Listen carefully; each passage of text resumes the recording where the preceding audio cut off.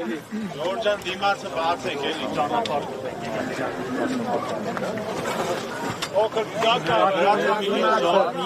Չեղա բաց է կամերան Լրագրողներ դիմացը բացեք էլի Լրագրողներ Ժողովուրդ ջան Ցավոք պետքա բոլորիդ հայտնեմ, որ ապօրինությունը այսօր գերակայեց։ Պարոն Կարապետյանին ապօրինի որոշմամբ կալանավորեցին։ Մեր պայքարը շարունակվելու է, մենք բողոքարկելու ենք էսի աբսուրդի գագաթնակետն է։ Զրո փաստական հանցակազմով մարդուն կալանավորում են։ Այս ձևով ցանկացած անձի կարան կալանավորել։ Մեր գնահատմամբ սա ապօրինի է եւ մենք սա բողոքարկելու ենք։ Ոսկե փոխանցում եմ իմ ընկերոջը։ 2 ամիս ժամկետով կալանքի մասին է խոսում։ Հիմնավորումները դեռևս չենք հասցրել ծանոթանալ։ Շատ լավ, որոշումը տրամադրվել է դատարանի կողմից, սակայն դեռ չենք հասցրել ծանոթանալ։ Բնականաբար որոշումը բողոքարկվելու է։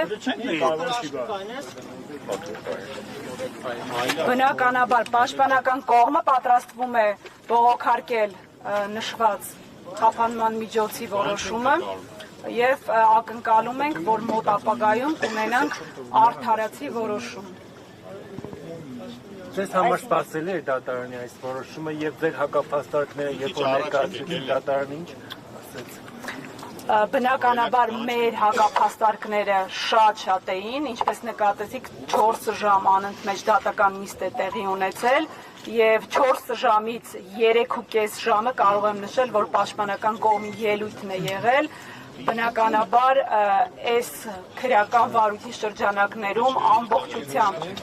զետեղված նյութերը չեն խոսում քրեական օրենսգրքով մեղծագրված հիմնավոր ինչպես կասկածի մասին, այնպես էլ հիմքերի մասին, ուստի կարող եմ այս բանը միայն նշել, որ որոշումը ակնհայտ ապօրինի է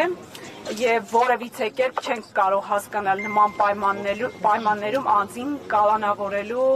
չգիտենք, չենք ծանոթացել դեռ որոշմանը, չենք կարող անգամ պատկերացնել, թե պատճառաբանությունները ինչպիսին են։ Մեկ խոսքն է եղել, հա, դատարանում ամբողջ Դրա մասին քիչ առաջ ձեզ նշել էինք, այո, ինչը որ դուք տեսել եք, այդ տեսագրության մասին է խոսքը։ Ձեր կարծիքով սա քաղաքական հրահանգ էր, վերևից զանգ է եկել դատավորին։ Ես չեմ կարող դրա մասին որևիցե հայտարարություններ անել,